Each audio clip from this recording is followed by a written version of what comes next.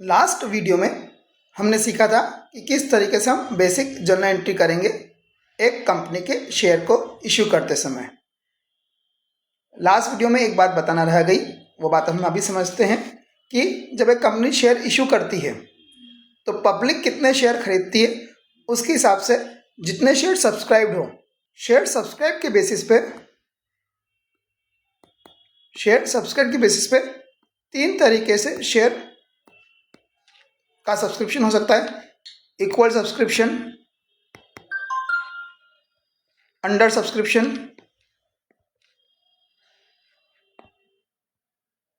And over subscription. Equal subscription मतलब क्या कि कंपनी जितने शेयर इशू करना चाहती है, सपोज करो कंपनी 1 लाख शेयर इशू करती है और 1 लाख शेयर के लिए पैसा आ गया तो इक्वल सब्सक्रिप्शन कहलाएगा। अंडर सब्सक्रिप्शन मीन्स व्हाट कि कंपनी ने शेयर इशू करे 1 लाख और उस 1 लाख के बिहाफ पे कंपनी को 1 लाख से कम, सपोज करो 96,000 शेयर के लिए पैसा आया। अब लास्ट वीडियो में जो हमने पढ़ा था वहाँ पर हम इन दोनों केस में नॉर्मल एंट्रीज हो सकती है, जो हमारी नॉर्मल 8 एंट्रीज थी। पर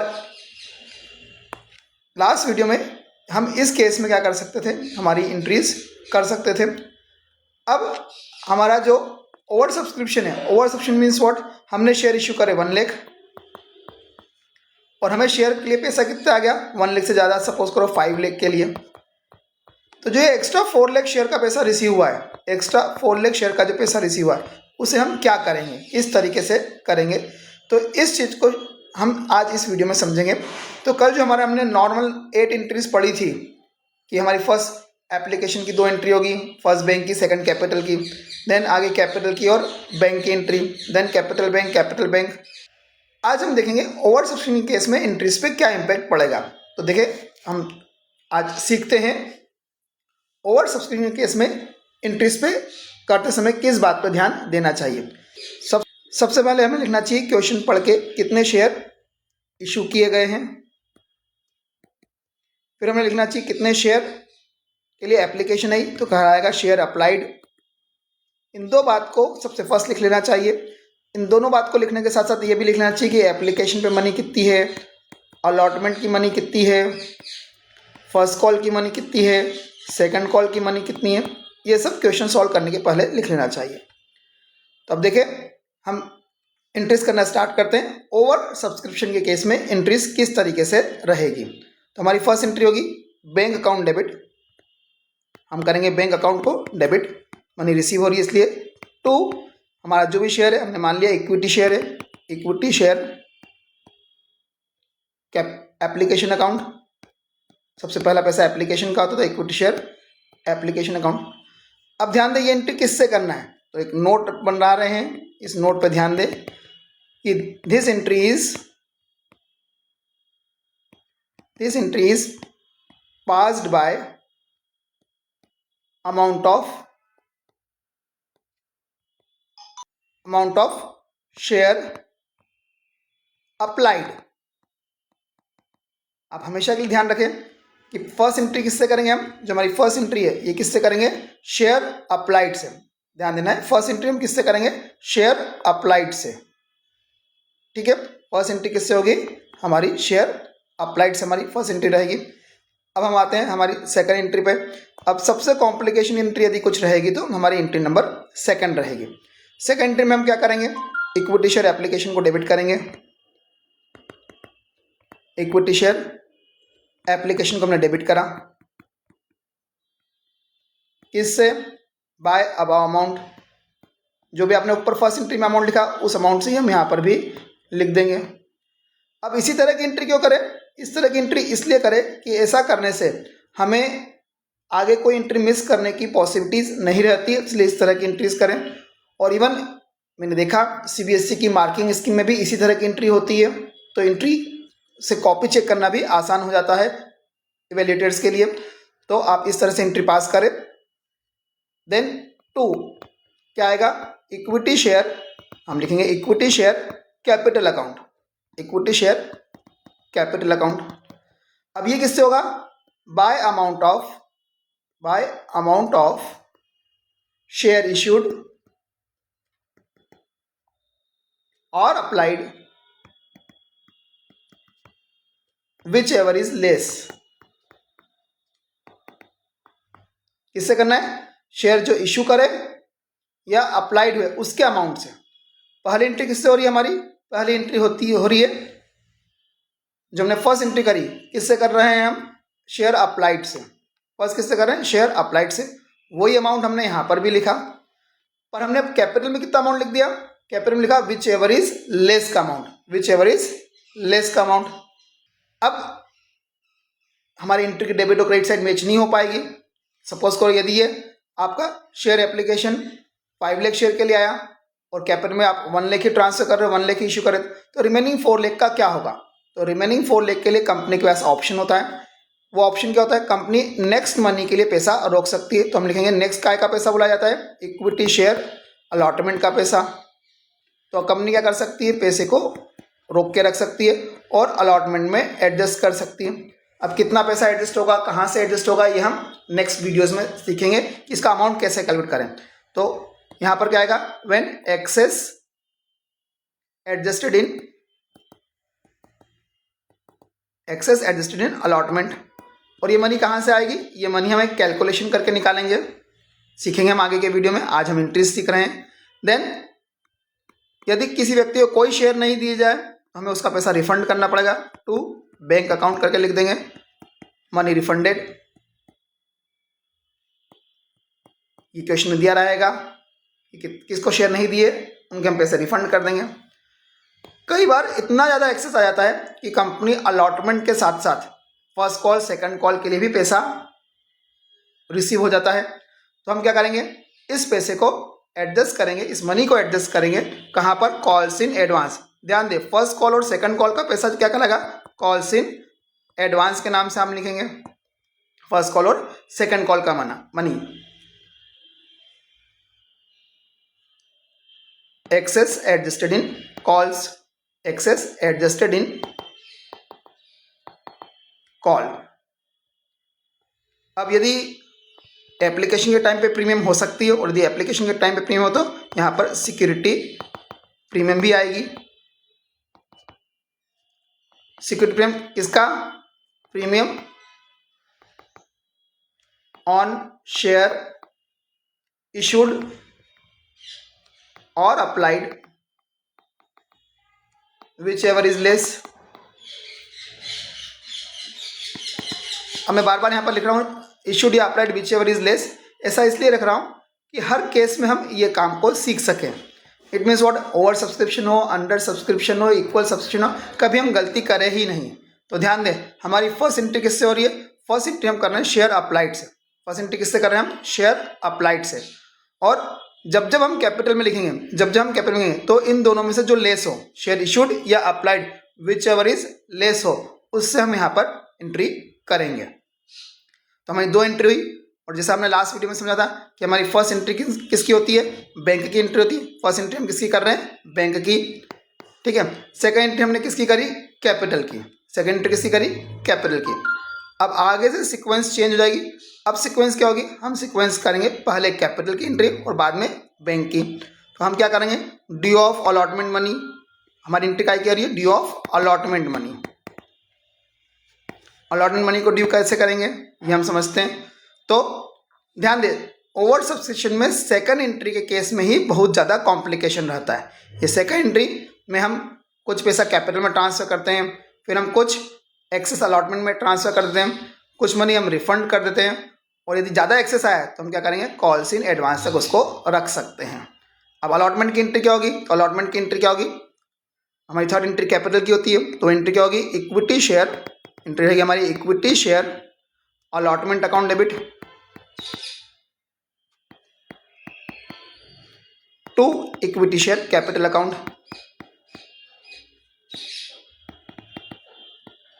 equity share allotment account debit to equity share capital account. और यदि यहाँ पर प्रीमियम है तो यहाँ पर भी क्या होगा? टू सिक्योरिटी प्रीमियम आ जाएगा। अब इस एंट्री पर ध्यान देने वाली बात है, मैं यहाँ पर एक नंबर डाल रहा हूँ।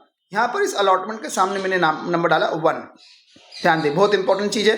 अलॉटमेंट के सामने मैंने नंबर डाला 1। मैंने इस अलॉटमेंट के सामने नंबर डाला 1। क्यों 1 डाला? हम इसके पहले भी एक बार अलॉटमेंट लिख चुके हैं। वो हमने अलॉटमेंट लिखा था कहाँ पर, जो हमारी फर्स्ट एंट्री में जो एक्सेस मनी आई थी उसमें हमने वहाँ पर भी अलॉटमेंट लिखा। तो हमने इसके ऊपर तो हम इसके ऊपर लिख देते सेकंड।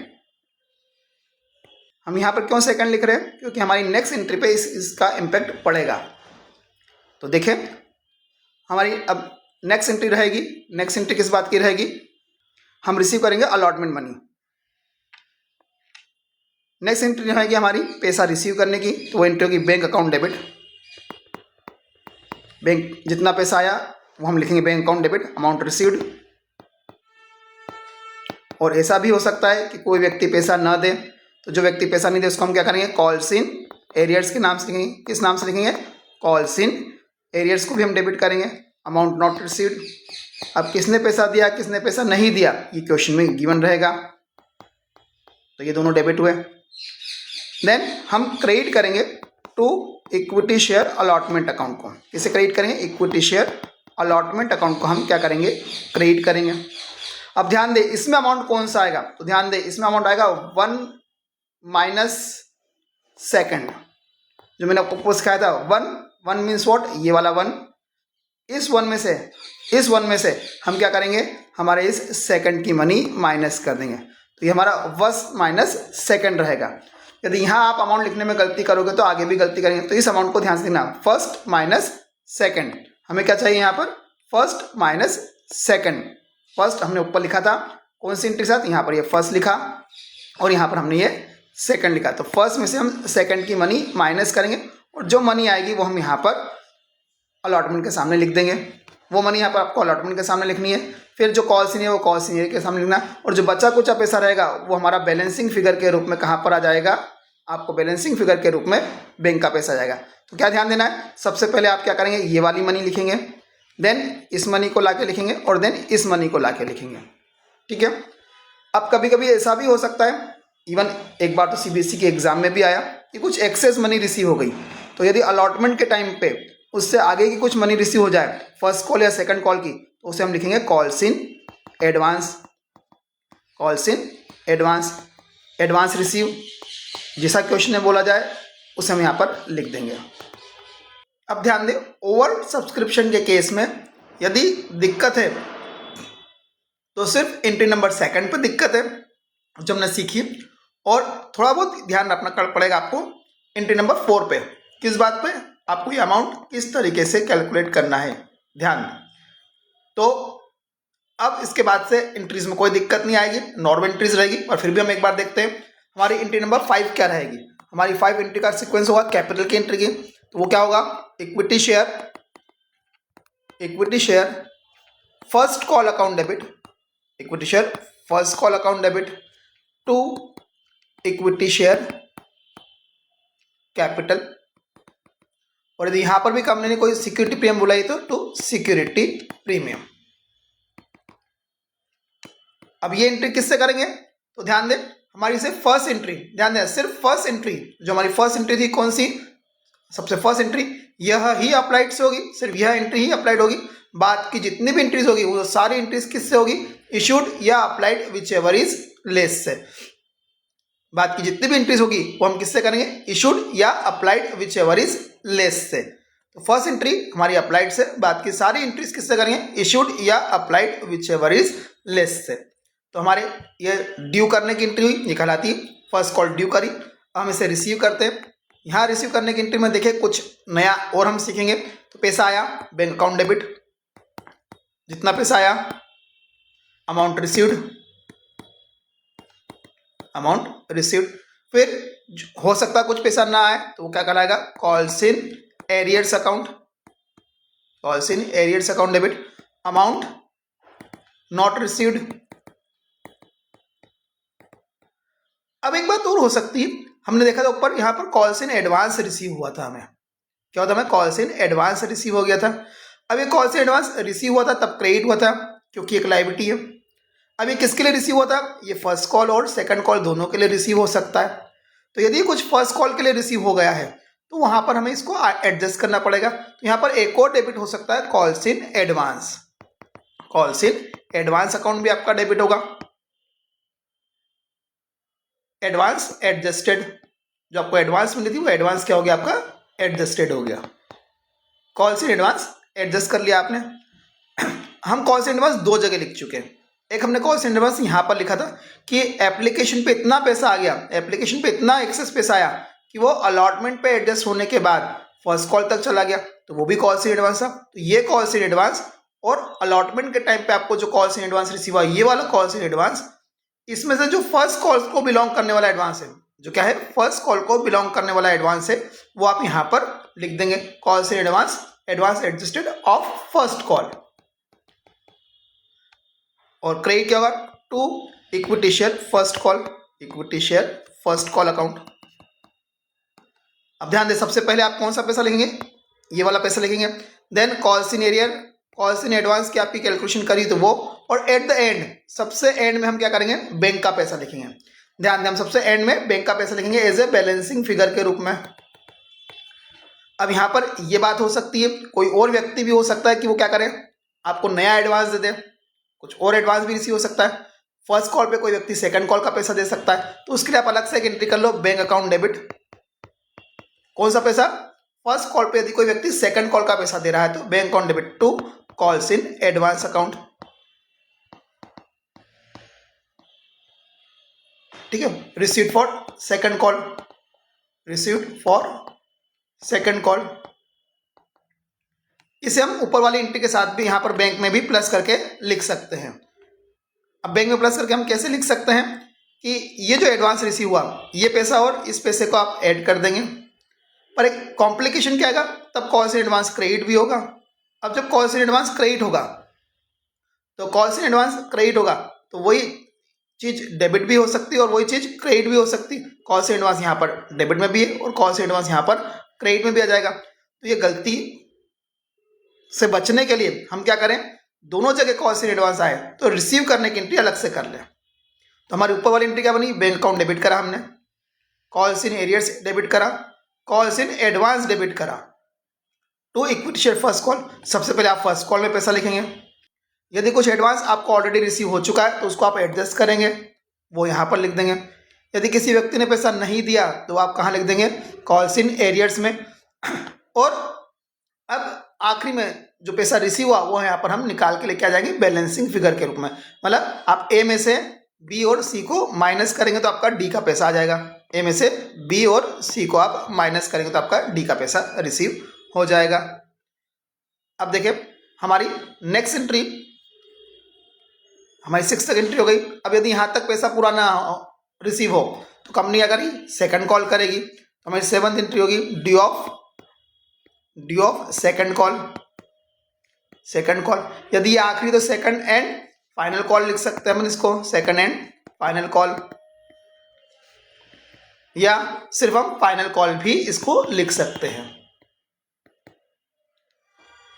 देन इसके बाद इसकी एंट्री क्या करें, इसकी एंट्री होगी जो हमने अभी तक करता है सेम वही एंट्री रहेगी। कैपिटल की एंट्री में क्या होगा, इक्विटी शेयर, सेकंड कॉल लिख दो, सेकंड एंड फाइनल कॉल लिख दो, जो आप लिखना चाहे लिख दो। फाइनल तब लिखना जब लास्ट पैसा हो। Equity share second call account debit to equity share capital, और टू यदि प्रीमियम हो तो टू सिक्योरिटी प्रीमियम भी यहां पर आएगा। तो ध्यान दें, मैंने लास्ट वीडियो में भी बताया था सिक्योरिटी प्रीमियम हमेशा कैपिटल की एंट्री के साथ आएगा, क्रेडिट होगा। सिक्योरिटी प्रीमियम हमेशा कैपिटल की एंट्री के साथ आएगा, क्रेडिट होगा। और कॉल्स इन एरियर्स हमेशा डेबिट होगा बैंक की एंट्री के साथ में।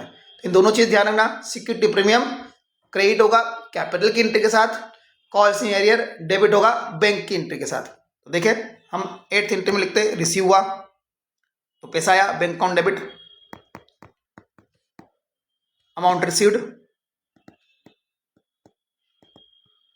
यदि कुछ रिसीव नहीं हुआ तो वो क्या कहलाएगा, calls in arrears account debit, amount not received.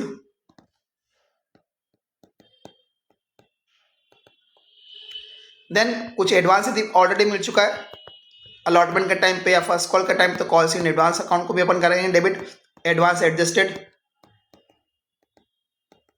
और to equity share second call. सबसे पहले आप ये वाला पैसा लिखेंगे, कहाँ से, ऊपर की एंट्री को देख के। देन कॉल्स इन एडवांस का पैसा लिखेंगे, कॉल्स इन एरियर का पैसा लिखेंगे, कैलकुलेशन करेंगे इसकी हम, और देन बचा कुचा पैसा किस में जाएगा, बैंक में। तो सबसे पहले आप हमेशा चाहे वो अलॉटमेंट का टाइम हो, रिसीव करने की एंट्री में अलॉटमेंट के टाइम पे जो हम रिसीव करेंगे तो सबसे पहले अलॉटमेंट का पैसा लिखो। कहाँ से, फर्स्ट माइनस सेकंड से।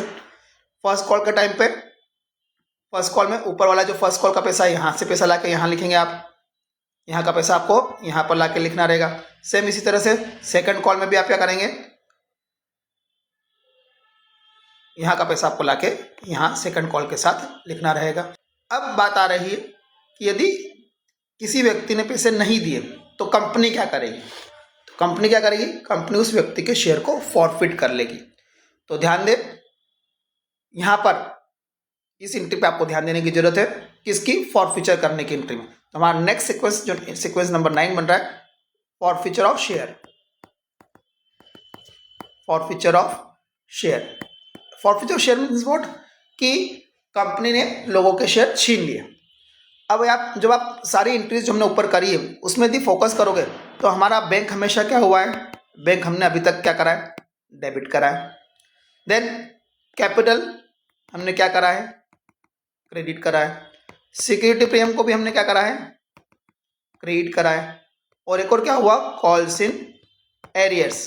कॉल्स इन एरियर्स भी क्या हुआ है, आपका डेबिट हुआ है। देन एक और चीज आ रही थी, calls in advance. Calls in advance हमने डेबिट भी किया है और क्रेडिट भी किया। हमने पहले क्या करा, उसको पहले क्रेडिट किया जब हमने रिसीव हुआ, और जब हमने एडजस्ट करा तब हमने क्या करा, डेबिट कर दिया। एडजस्ट जब किया है तो हम क्या करेंगे, डेबिट कर देंगे। अब कॉल्स इन एडवांस के कारण, कॉल्स इन एडवांस के कारण तो फॉरफिचर होता नहीं है, तो हमें इस कॉल्स इन एडवांस पे फोकस नहीं करना है। अब इन चारों चीज़ों पे फोकस हमें करना है। अब इन चारों पे जब फोकस करना है तो देखिए ये दो आइटम क्रेडिट है और ये दो आइटम क्या है, डेबिट है। तो फॉरफिचर करने की एंट्री, फॉरफिचर करने की एंट्री क्या होगी, पूरी तरह से कैंसिल करने की एंट्री है। तो जो आपकी कैपिटल क्रेडिट है उसे हम कैंसिल करने के लिए क्या करेंगे, डेबिट करेंगे। सिक्योरिटी प्रीमियम जो क्रेडिट है वो डेबिट होगी, पर ध्यान दें हर बार सिक्योरिटी प्रीमियम डेबिट नहीं होगी, उसका क्या रूल रहेगा मैं भी बताता हूँ। देन कॉल्स इन एरियर्स जो डेबिट हुआ है वो अब क्या हो जाएगा, क्रेडिट। और बैंक जो डेबिट हुआ तो बैंक क्रेडिट नहीं होगा। बैंक का क्रेडिट होना मीन्स व्हाट, कि हम पैसा रिटर्न कर रहे हैं। पर ध्यान दें फॉरफिचर में शेयर तो फॉरफिट कर लिए गए, मतलब शेयर तो छीन लिए पर पैसा वापस नहीं करा।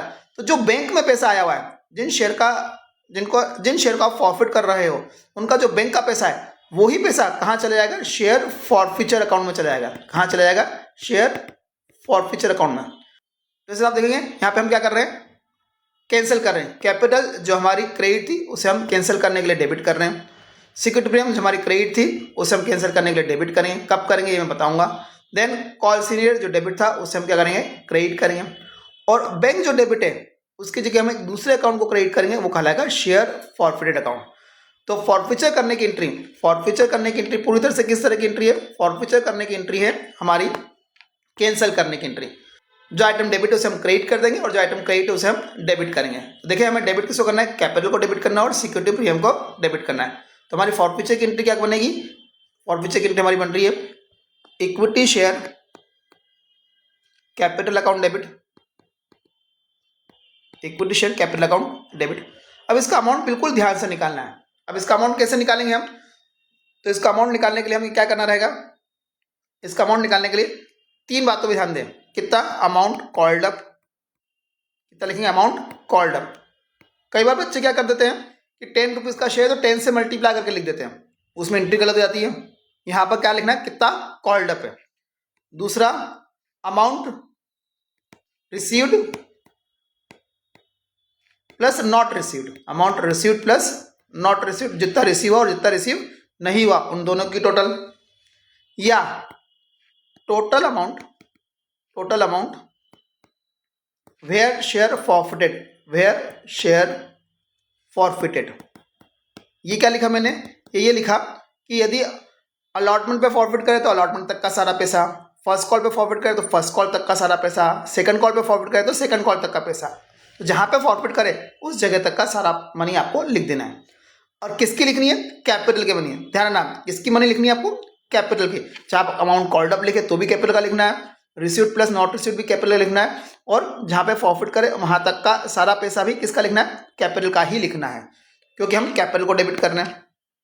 अब दूसरा हम क्या डेबिट करेंगे, सिक्योरिटी प्रीमियम को डेबिट करेंगे। दूसरा हम किसे डेबिट करेंगे, सिक्योरिटी प्रीमियम को हम डेबिट करेंगे। अब सिक्योरिटी प्रीमियम डेबिट कब होगा, तो देखो यदि शेयर प्रीमियम पे इशू है, इसका मतलब यह कतई नहीं है कि फॉरफिचर के टाइम पे प्रीमियम डेबिट होगा। फॉरफिचर के टाइम पे प्रीमियम कब डेबिट होगा, when premium money not received, when premium money not received. तो प्रीमियम कब डेबिट होगा, जब प्रीमियम की मनी रिसीव नहीं हो। कैपिटल तो हमेशा डेबिट होगा, और सिक्योरिटी प्रीमियम को आप डेबिट कब करेंगे, जब प्रीमियम की मनी रिसीव ना हो। यदि प्रीमियम की मनी रिसीव हो गई है तो आप यहाँ पर डेबिट नहीं करेंगे, ध्यान देना है। यदि प्रीमियम रिसीव हो चुका है तो प्रीमियम डेबिट नहीं होगा। वो डेबिट कब होगा, जब रिसीव नहीं हुआ हो। देन क्रेडिट क्या होगा, to calls in arrears account, जो नॉट रिसीव्ड हुआ, अमाउंट नॉट रिसीव्ड, और टू शेयर फॉरफिटेड अकाउंट। अब इस शेयर फॉरवर्ड में कहाँ से पैसा आएगा, तो डेबिट माइनस क्रेडिट। और इसका टेक्निकल क्या होता है, टेक्निकली यह होता है amount received for capital on share forfeited. अब ध्यान दें, कई बार तो ये अमाउंट इजीली दिख जाता है, और कई बार ये अमाउंट इजीली दिखता नहीं है, और कई बार ये दिखता तो आपको तो लगता है यार ये अमाउंट लिख दे, पर वो अमाउंट में कंफ्यूजन रहता है। तो बेटर है जब आप एंट्री कर रहे हैं तो डेबिट माइनस क्रेडिट से ही एंट्री करें। पर इसका टेक्निकल क्या है, amount received for capital on share forfeited. यदि वन वाक में अब कंपनी ने शेयर फॉरफिट कर लिए, अब शेयर फॉरफिट करने के बाद कंपनी उनको रख नहीं सकती है, तो कंपनी को क्या करना पड़ेगा, उनको रीइश्यू करना पड़ेगा। शेयर रीइश्यू करने की एंट्री क्या होगी, शेयर रीइश्यू करें तो पैसा आया, बैंक अकाउंट डेबिट। क्या करेंगे हम, बैंक अकाउंट को डेबिट करेंगे। यहाँ पर हमेशा जब भी एंट्री करो तो आप बैंक अकाउंट और टू शेयर कैपिटल अकाउंट को क्रेडिट करेंगे, एक लाइन हमेशा बीच में छोड़ देना। क्यों छोड़ देना, मैं बताऊंगा अभी आपको। इस एंट्री में कैपिटल में क्या लिखना है, तो ध्यान दो, जिस वैल्यू के साथ क्या लिखा हो, कॉल्ड अप या क्या लिखा हो, पेड अप, क्या लिखा हो, कॉल्ड अप या पेड अप लिखा हो, वो मनी किसके साथ आएगी, कैपिटल में। फिर से, जिसके साथ कॉल्ड अप या पेड अप लिखा हो वो किस में जाएगा, कैपिटल में। और जो अदर मनी है, सेकंड नंबर की जो मनी है, अदर वैल्यू जो होगी वो कहाँ जाएगी, बैंक में जाएगी। यदि एक ही वैल्यू है तो उसमें सिर्फ एक ही वैल्यू दे रखी है तो वो हमेशा बैंक की वैल्यू होती है। कई बार ये बोला था फुल्ली पेड अप, तो फुल्ली पेड अप में क्या होगा, वो फुल्ली पेड अप मतलब कैपिटल की मनी है। Fully paid up means what, जितने का शेयर है उतना पूरा। अगर सपोज करो आपकी क्रेडिट साइड हायर है, डेबिट साइड लोअर है, इट मीन्स व्हाट, ये डिस्काउंट पर शेयर री इशू है। ध्यान दे फिर से, यदि क्रेडिट साइड हायर है और डेबिट साइड लोअर है, it means what, share discount पर री इशू है। और इस डिस्काउंट को हम लिखेंगे शेयर फॉरफिटेड के नाम से। किस नाम से लिखेंगे, शेयर फॉरफिटेड को हम डेबिट करेंगे बैलेंसिंग फिगर निकाल के। देन यदि डेबिट हायर हो, अब यदि ये वाली वैल्यू हायर हो किससे, इस वाली वैल्यू से, तो क्रेडिट क्या होगा, टू सिक्योरिटी प्रीमियम को हम क्रेडिट करेंगे। तो इस एंट्री में गलती ना करें, इसके लिए हम सबसे पहले क्या करना चाहिए कि बैंक को डेबिट करा, एक दो लाइन छोड़ के कैपिटल को क्रेडिट कर दिया। कैपिटल में क्या लिखेंगे, जिसके साथ कॉल्ड अप या पेड अप वर्ड लिखा है, जिसके साथ कॉल्ड अप या पेड अप लिखा है वो कहाँ जाएगा, कैपिटल में, और जो दूसरी वैल्यू वो कहाँ जाएगी, बैंक में चली जाएगी। अब जब शेयर री इशू करेंगे तो एक एंट्री और करनी पड़ेगी। वो एंट्री क्या होगी, शेयर फॉरफिट के बैलेंस को कैपिटल रिजर्व में ट्रांसफर करने की। किस बात की एंट्री होगी, शेयर फॉरफिट को हम कैपिटल रिजर्व में ट्रांसफर करेंगे। तो एंट्री क्या बनेगी, हमारी एंट्री बनेगी share forfeited account debit, share forfeited account debit to capital reserve account. क्या एंट्री बनी आपकी, share forfeited account debit to capital reserve. अब इस एंट्री का अमाउंट कहाँ से लाएंगे, तो इस एंट्री का अमाउंट कहाँ से लाएंगे, तो आपने अभी देखा होगा शेयर फॉरफिचर, हमने शेयर फॉरफिचर को क्या करा था, यहाँ पर क्रेडिट करा, किस एंट्री के साथ? एंट्री नंबर 9 में। एंट्री नंबर 9 में हमने क्या करा? शेयर फॉरफीचर को क्रेडिट करा। तो ये हमारी वैल्यू रही। सपोज करो मैं इसके ऊपर अगेन 1 लिखता हूँ। इस वैल्यू में से आप क्या करेंगे? ये जो 1 वाली वैल्यू है इसमें से आप क्या करेंगे? ये सेकंड वाली वैल्यू माइनस करेंगे। क्या करेंगे? इस 1 वाली वैल्यू में से ये सेकंड वाली वैल्यू माइनस करेंगे और जो रिमेनिंग बचेगा वो कहाँ करेंगे? आप शेयर फॉरफिट से कैपिटल रिजर्व में ट्रांसफर करेंगे। पर ऐसा कब करेंगे? जब आपने पूरे शेयर जो फॉरफिट करे थे वो री इशू कर रहे तब हम ऐसा करेंगे। तो क्या होगा? तो यहाँ पर 2 बात आएगी। When all forfeited shares are reissued, तो हम क्या करेंगे? Balance in share forfeited account transfer to capital reserve. जो शेयर फॉरफिट बैलेंस है वो क्या करेंगे? कैपिटल रिजर्व में ट्रांसफर कर देंगे। और वो वैल्यू कहाँ से लाए? हमने ऊपर एक जगह फर्स्ट लिखा है और दूसरी जगह सेकंड लिखा है। उस फर्स्ट में से सेकंड की वैल्यू हम माइनस करेंगे। फर्स्ट कहाँ लिखा? हमने एंट्री नंबर 9 में फर्स्ट लिखा, जो शेयर फॉरफिट जहाँ पर क्रेडिट हुआ था। हमने सेकंड कहाँ लिखा? जो शेयर फॉरफिट री इशू की एंट्री में डेबिट हुआ था, यहाँ पर हमने सेकंड लिखा। तो हम फर्स्ट में से सेकंड को माइनस करेंगे और जो वैल्यू आएगी वो आप यहाँ पर शेयर फॉरफिट से कैपिटल रिजर्व में ट्रांसफर कर देंगे।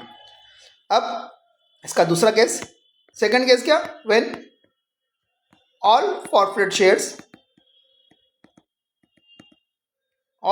Shares are not reissued. It means what? ये क्या करना चाह रहे हैं हम कि हमने शेयर फॉरफिट करे, सपोज करो 100, कितने शेयर फॉरफिट करें? 100, और उसमें से री इशू कर रहे हैं हमको 60 ही। तो इस केस में हमें एक फॉर्मूला लगाना पड़ेगा। उस फॉर्मूले से हम अमाउंट निकालेंगे। क्या है formula? Amount of share forfeited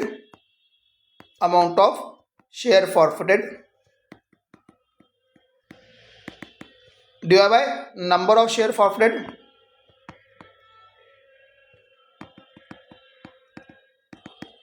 into number of share reissued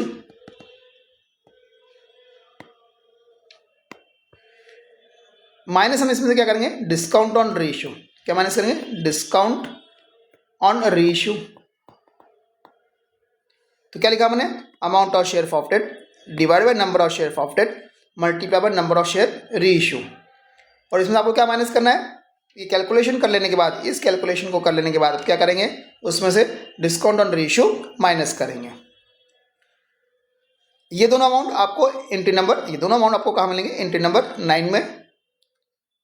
entry number 10 के नंबर ऑफ शेयर लेंगे, उसी का डिस्काउंट ऑन रेशियो लेंगे। तो 9 नंबर एंट्री से ये वैल्यू ली और 10 नंबर एंट्री से आप ये दोनों वैल्यू लेंगे। फर्स्ट दोनों वैल्यू ये वाली वैल्यू आपकी 9 नंबर एंट्री से मिली और ये वाली वैल्यू आपको क्या मिलेगी? 10 नंबर एंट्री से मिलेगी। तो यहाँ पर हमने आज सीखा कि कुल मिला के हमारी जो एंट्रीज होगी, हमारी कुल मिला के यहाँ पर कितनी? हमने 11 एंट्रीज सीखी है। 11 एंट्रीज कौन सी सीखी? सबसे फर्स्ट एंट्री हमारी रही बैंक की, पैसा रिसीव हुआ। किस बात का पैसा रिसीव हुआ? शेयर एप्लीकेशन का पैसा रिसीव हुआ। किससे करेंगे? शेयर अप्लाइड से एंट्री करेंगे। फिर हम इसको ट्रांसफर करेंगे कैपिटल में, तो कैपिटल की एंट्री हुई। Application account debit to capital. Application में अबाव अमाउंट लिखा, कैपिटल में क्या लिखा? Whichever is less. Whichever is less means what?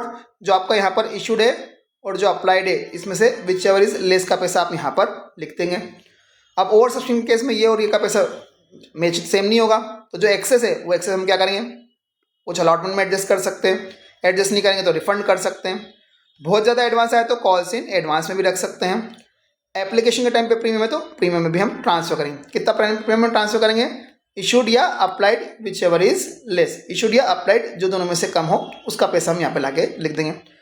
फिर अलॉटमेंट ड्यू करी तो अलॉटमेंट टू कैपिटल, प्रीमियम होगी तो प्रीमियम भी जाएगा। रिसीव करने की bank account debit to allotment. अब यहाँ पे ध्यान देना है ये हमारा फर्स्ट नंबर है। First number means what? जितना हमने ड्यू करा, यहाँ पे हमने लिखा था फर्स्ट नंबर जो हमने ड्यू करा उसमें से हम माइनस करेंगे सेकंड नंबर जो हमें एप्लीकेशन के टाइम पे ही एक्सेस मिल चुका था, तो हम फर्स्ट में से सेकंड को माइनस करेंगे।